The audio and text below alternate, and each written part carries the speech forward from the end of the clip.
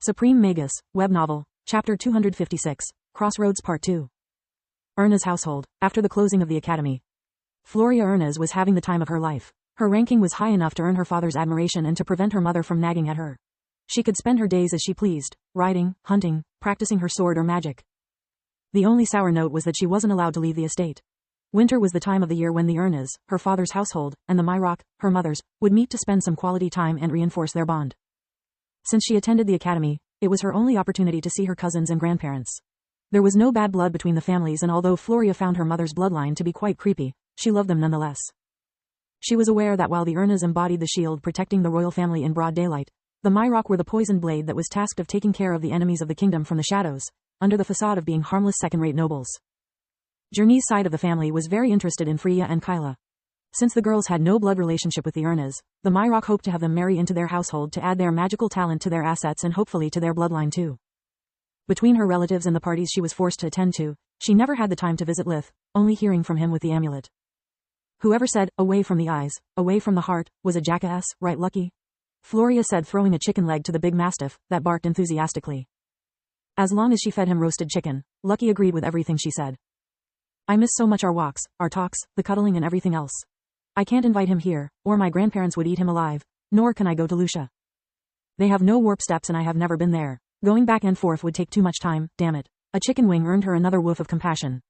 Kyla and Freya were faring much worse than their adoptive sister. During the last 2 months, Kyla had been unable to practice magic even once.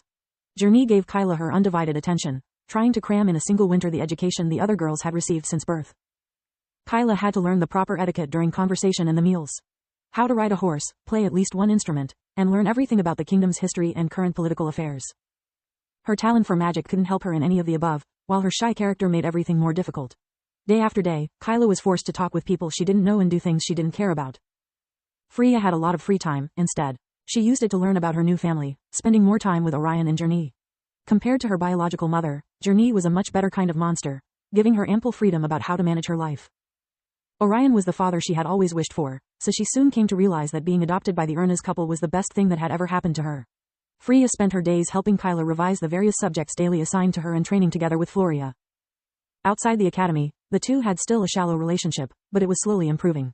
Freya had long feared for Floria to push her around abusing her status of the true daughter, yet the only thing she ever did was nag her about how bossy Journey was and how fat Lucky was getting. There were only 2 downsides to her current situation.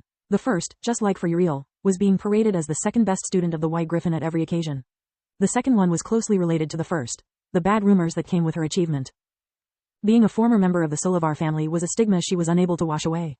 Both the old and new magical bloodlines resented Freya, spreading the vilest accusations about her. During each party, as soon as Freya turned her back, she could hear whispers about her sleeping with the professors, blackmailing them, or cheating her way to success. There was nothing she could do about those rumors. The thought that despite her presence was hurting the Ernas' reputation, her new parents treated her as one of her own, only made her wish that she could cut away those filthy tongues and shove them up there as Distar household, 2 weeks after the call. That evening, one of the most important events of the season was taking place in the Marchioness house. Her marquisate was flourishing quickly, since it now ruled over the region, hosting 2 of the only 4 remaining great academies. The Earth and Crystal Griffin academies were closed. No one knew when or if they would ever reopen. Archmage Dyrus had been awarded for his services with the lands hosting the Black Griffin, giving him control over the remaining 2. They now shared an enormous power above all the other noble households. Some said too much power. All the 4 remaining academies depended on the 2 households for funding and supplies, giving them a voice in the matter of who to admit or about the changes in the academy's system. The Crown had received countless petitions about taking at least one academy away from each of them, yet none had received a response.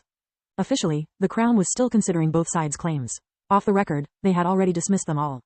The Crown had no interest to strip 2 of its most loyal subjects of a prize they had worked hard to achieve just to indulge households with a shady past and an even more shady present. The names at the bottoms of most petitions were the same on the Marchioness list. It wasn't enough to accuse them of treason, but more than enough to not listen to a word they said.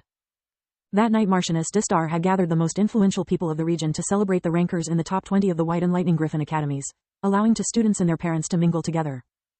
Uriel and his fiancée, Libya, were having another happy evening together.